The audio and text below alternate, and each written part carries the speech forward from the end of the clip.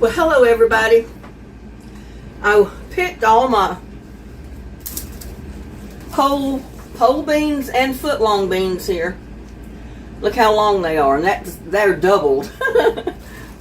And I cooked my pole beans and my foot long beans together because they're basically the same kind of bean, only one's a little bit bigger than the other.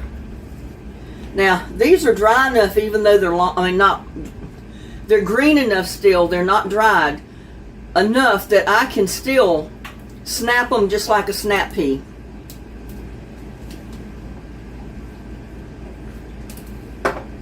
So I'm just going to snap them, put them in my bowl,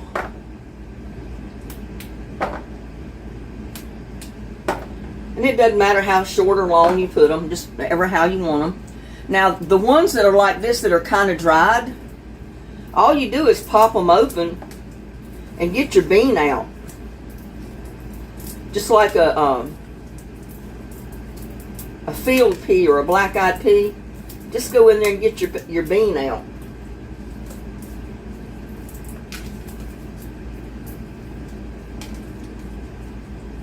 Because you can still eat those beans even though the outer casing is dried. So just go in there and get those beans out. And put them right down in your bowl or your container with the ones you just snapped.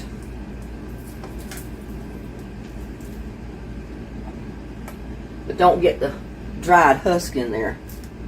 And see, here's another one it's a little one, but it's still green. And you can just pop it, snap it, put it right there in your bowl. This is still green enough and wet enough that you can snap it.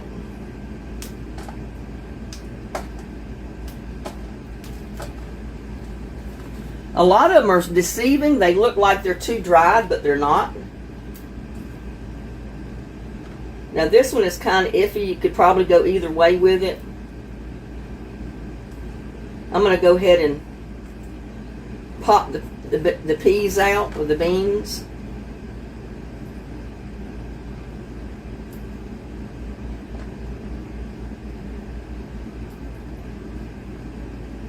I mean, it's still moist enough that I could snap it. But I'm going to go ahead and show you that you can take the peas out. Or the beans. They're not peas, they're beans.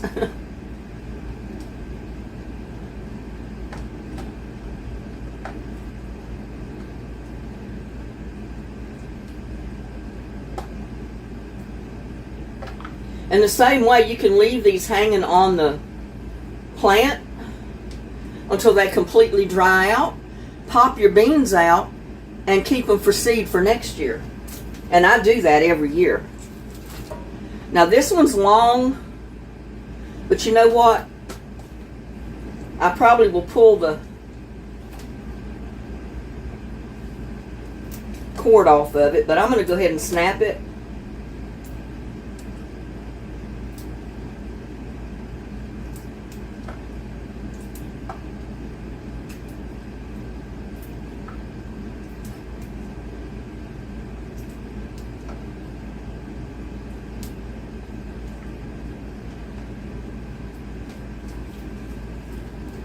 This one's a little dry, so I'm going to go ahead and look how big these peas are. I mean, these beans.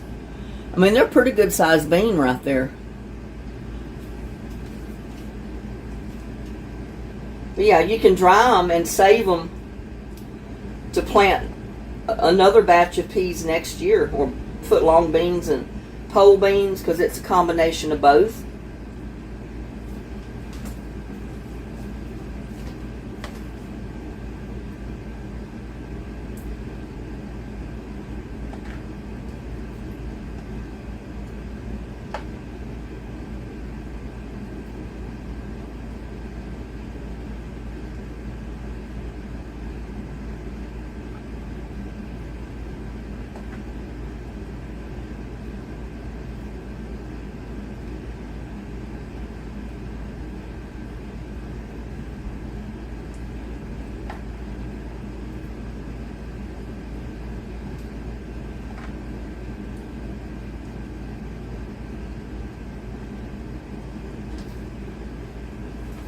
And the ones that I'm not, the outer hull that's dried, I'm just going to put it back in the compost.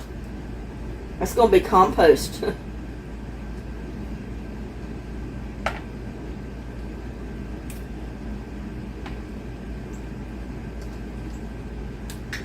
Now, we cooked some the other day and they were mostly snaps. I don't think I shelled any of them. That's one way to do it, just plain peas or beans, the way we cooked them before. This way they're going to be just a little bit different. I had a runaway pea, I don't know where it went, and I'll probably step on it in a minute.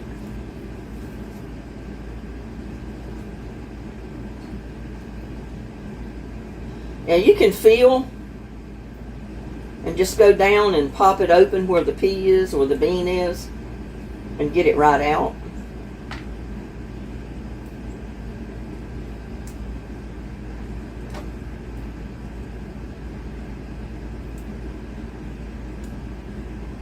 So when you get done, you've got a mixture of snaps and just regular peas or beans.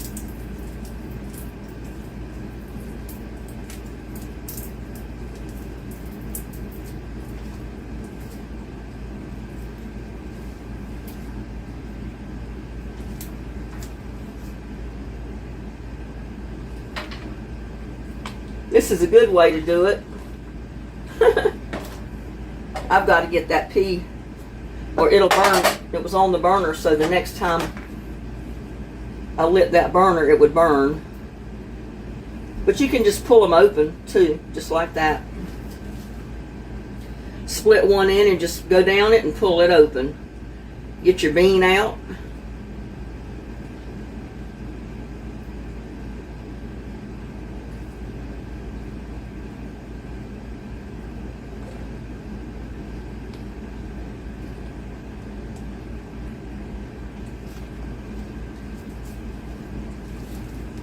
Here's another one. Even though it's long, it's plenty moist enough, it's not dried out, that we could probably just snap it.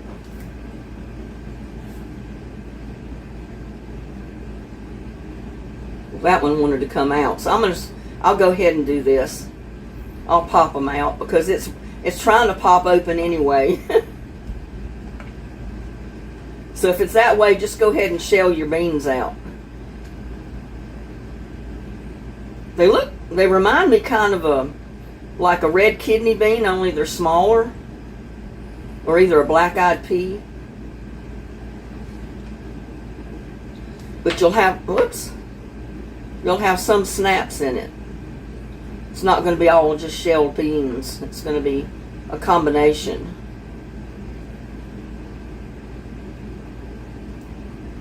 That's why I don't mind planting them together.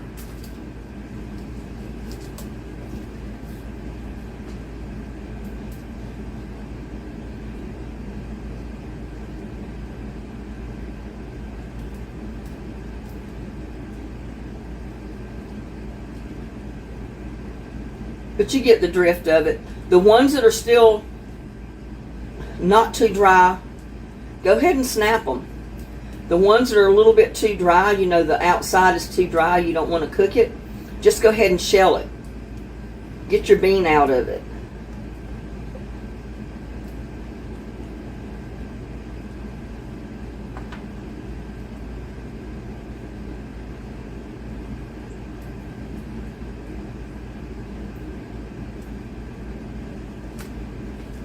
And that's going to make some good compost to go back in and, make some more garden soil. And here's another one I can just pop the end off and snap because it's plenty green enough and moist enough. It's not dried out. It pops really easy.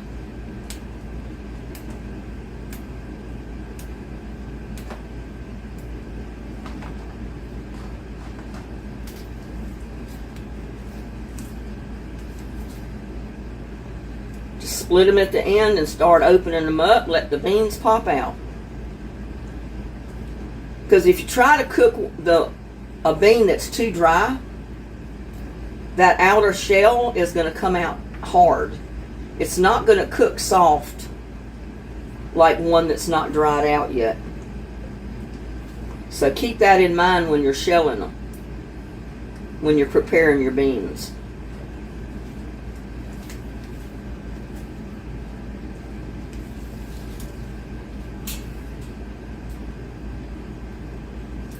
But some people might say, well, they're too dry, you can't eat them. Yeah, you can eat them. They're pole beans. Just open them up and shell them out, just like I'm doing.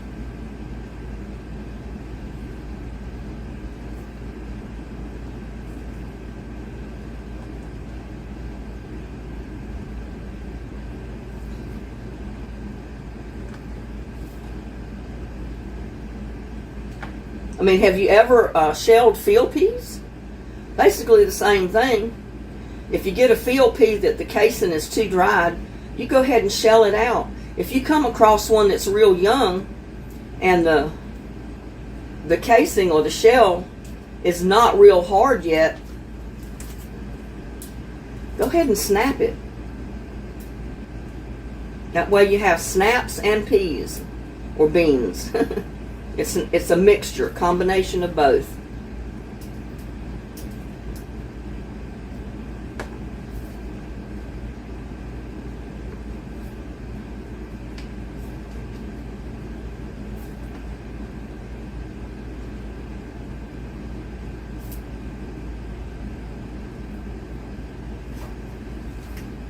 So I'm going to go ahead and finish the rest of these and I'll bring you back. Well, I'm back. And I'm going to get these peas on to cooking. And again, they're foot-long beans. And they're pole beans, a combination. I don't have a whole lot, but they're enough for me to cook. Now I'm going to start out by getting my pan hot.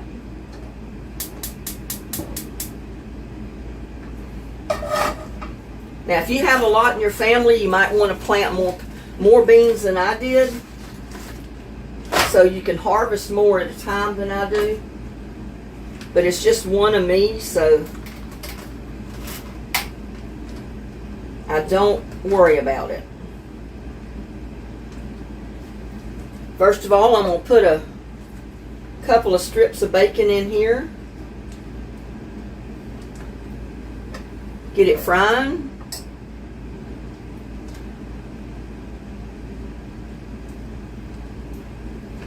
Because that's how we season our beans.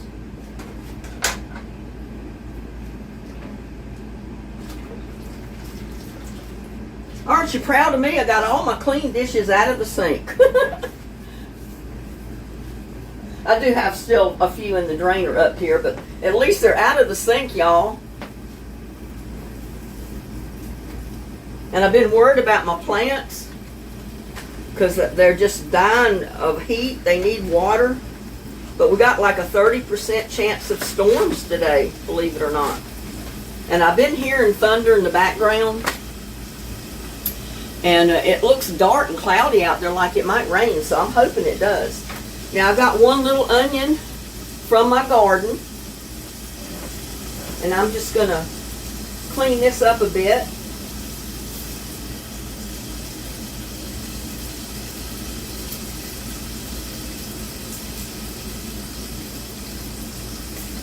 Get this outer casing off of it.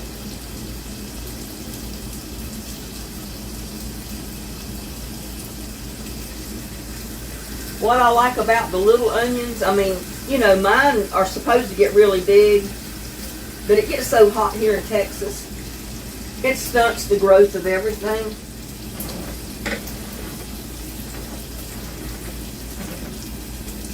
Even your onions.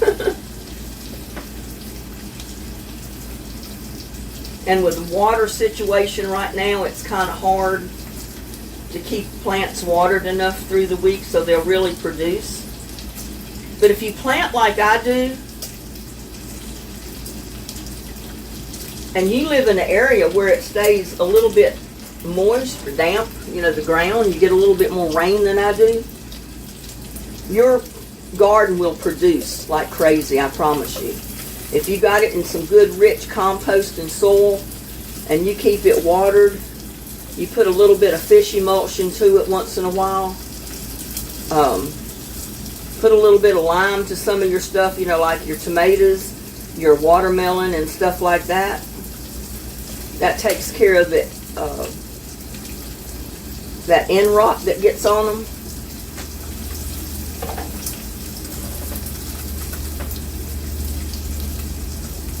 But yeah, we're going to cook this.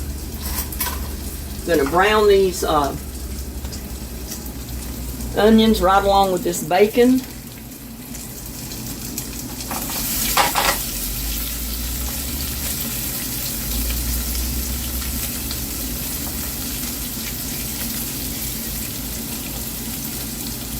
And I am going to get a little bit of garlic. I forgot about the garlic. Now, if you don't have fresh garlic, you can get garlic powder, onion powder, and it works just as well. I've got some fresh garlic, but I'm going to go ahead and put onion powder in mine, so I've got it over here. But if you got fresh garlic, you can chop it up and kind of saute it with your onions and your bacon. And if you got fat back, that's even better. That's the way we always cooked it back home. Instead of bacon, we just put a couple of slices of fat back in there, cooked it real crisp, take the bacon out, or the fat back out, leave the oil in there because that's where the flavor is. I don't have the fat back, so I'm just using bacon.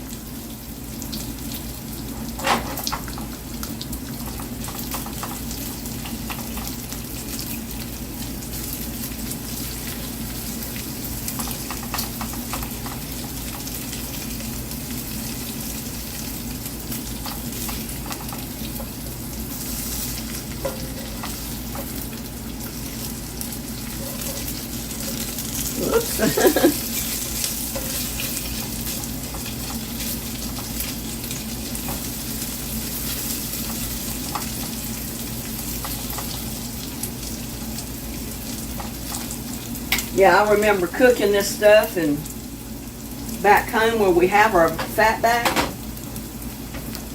and that fat back would come out of the pot cooked crispy like bacon, draining on a paper towel, and as soon as it got cool enough to eat, I was munching on that. I love it just as good as bacon. But I haven't been able to get it here. The closest thing I get to it is what they call salt pork or something like that. And it is in a little cube like, and you slice it off just like you do the fat back. But it's got a little bit of the lean meat in it. Real fat back don't have any lean at all. It's just pure fat. And that's what we call salt pork back home. But bacon works too, so if all you have available is your bacon, throw a couple of strips of bacon in there. Brown it up, and you'll be good.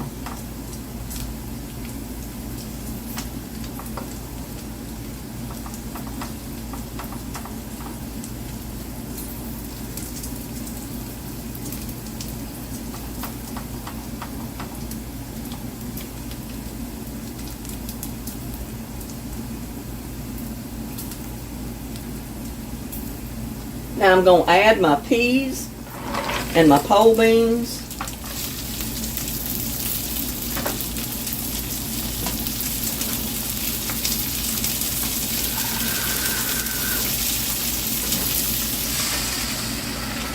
Put in a little bit of water. Now if you have bouillon, chicken bouillon, put you some chicken bouillon in there. Let's see where my bouillon is. Got beef bouillon. I don't want beef bouillon. I want chicken bouillon. There we go.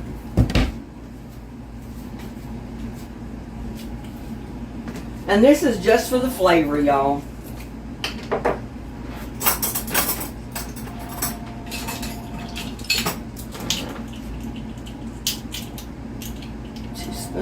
teaspoonful.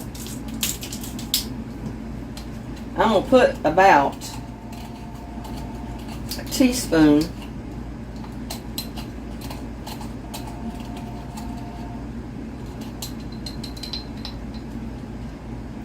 of bouillon in there. Ah.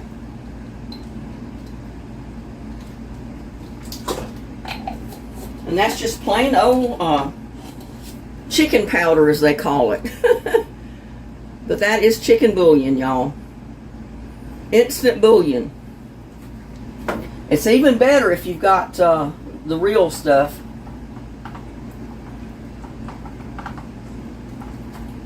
But now's when I'm going to put my onion powder. Because even though we got some onion in there, the onion powder makes it real good too. We're going to put a little bit of garlic powder. Now you can use garlic salt. Just remember that it is garlic salt and don't add other salt to this. Since I'm not using the garlic salt this time, I will add a little bit of salt.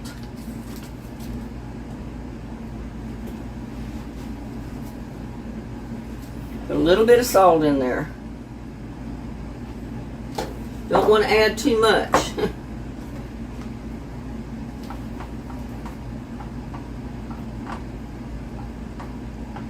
And you notice I left my bacon in there.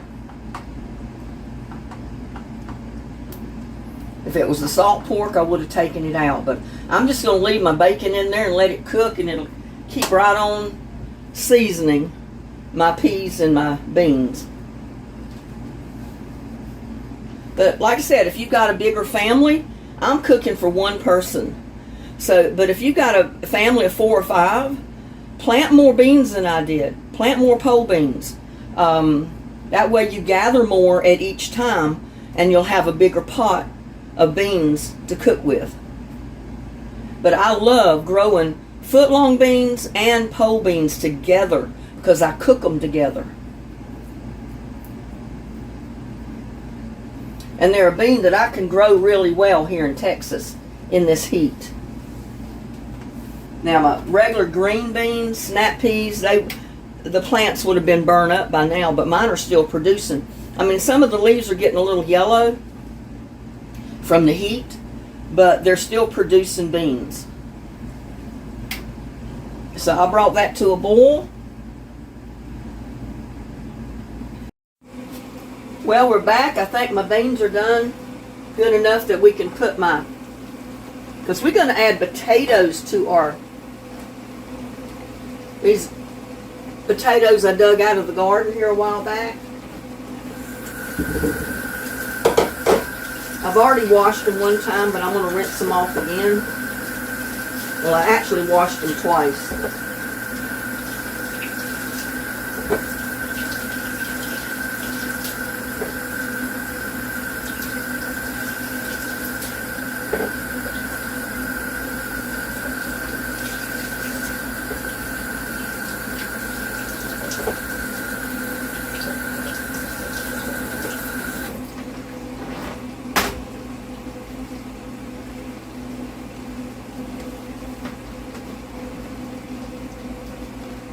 I'm just going to simply drop my potatoes right in my peas or my beans. I got to add a little bit of water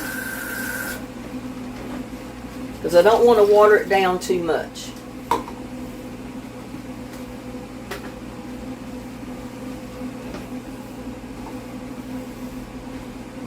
I'm going to bring it back to a boil. And we're simply going to cook my potatoes right in my beans. And y'all, these are going to be something good.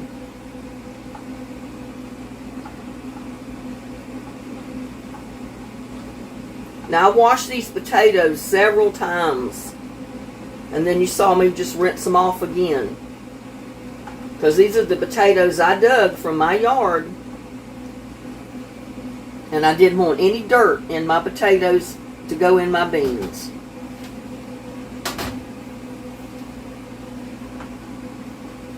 And I've got my exhaust fan going. It's hot. This puts out a lot of heat. Let me turn it off just temporarily.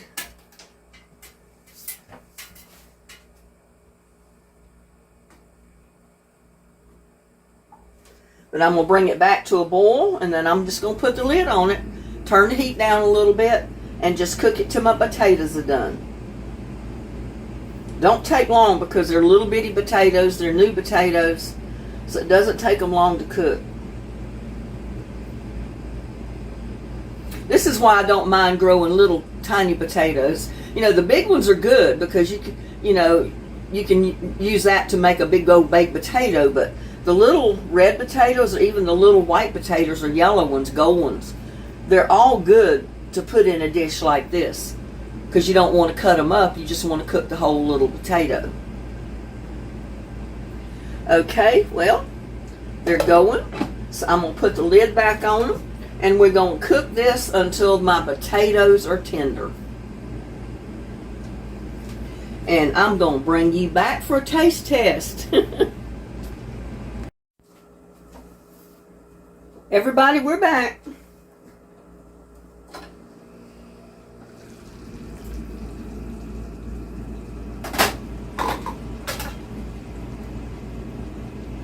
My potatoes are done.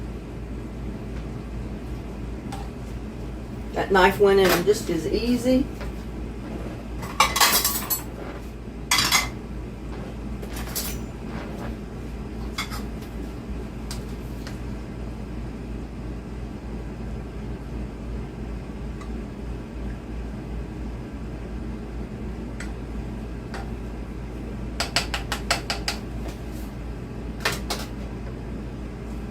That is going to be some good eating right there.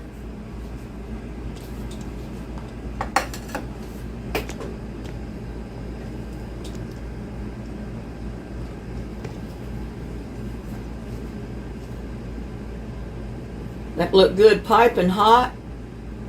Pole beans with foot-long beans and new potatoes, y'all.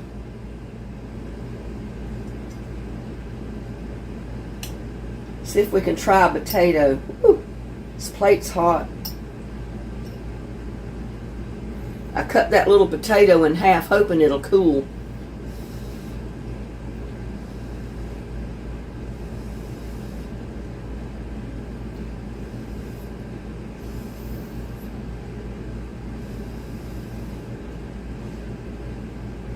Leave it cool right there. Get some of these beans. And it don't take the beans long to cook. I probably should have put my potatoes in a little sooner. But my beans are cooked. They're just as tender as they can be. But they are hot.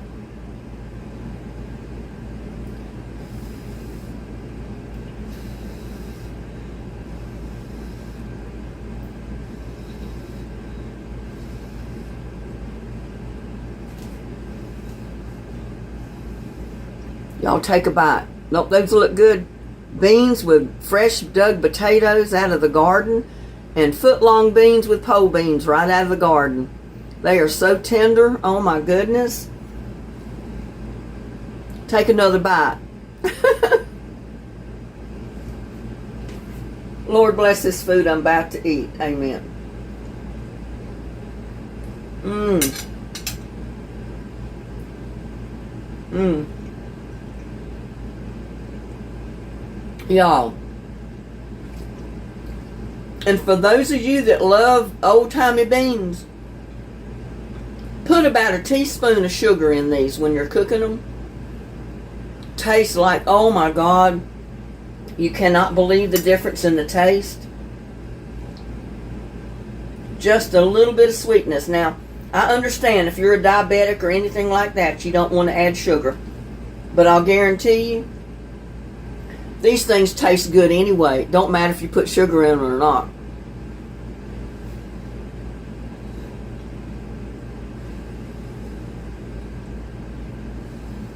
Take another bite.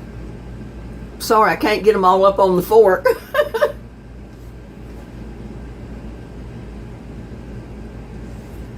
Mmm.